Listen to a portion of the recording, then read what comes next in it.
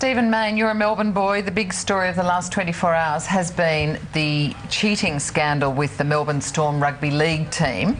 Now, breaking its salary cap, going to enormous lengths to hide this cheating, as it's been called, and hide their tracks with 2 sets of books. They have, won 2 of the last 4 premierships, which have now been stripped. Stephen, what will be the impact on the club? Can it survive? Well, look, the sponsors are already starting to walk. ME Bank has gone, and Host Which is Plus, the super fund bank, yeah. Is the super fund owned bank. So the super fund Host Plus, which is one of the owners of the bank, is also expected to go. So clearly they're going to be pretty friendless. But News Limited, which owns 100% of it, is supporting it and does want to keep the franchise going. So it's an interesting corporate situation because News is trying to exit the Storm, is trying to exit their 50% stake in the whole NRL, and as a 50% owner of Fox Sports is hoping to renew the pay TV rights for the NRL going into the future. So there's all that playing out at once.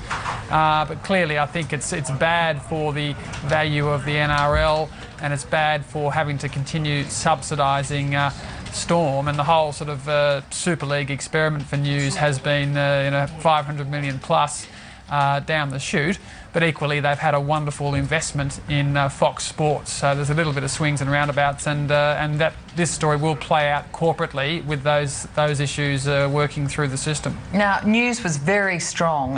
John Hartigan, Chief Executive, was very strong in his condemnation of what went on. But nonetheless, Stephen, do you think it does do, some lasting damage to News's reputation? After all, it did happen on their watch.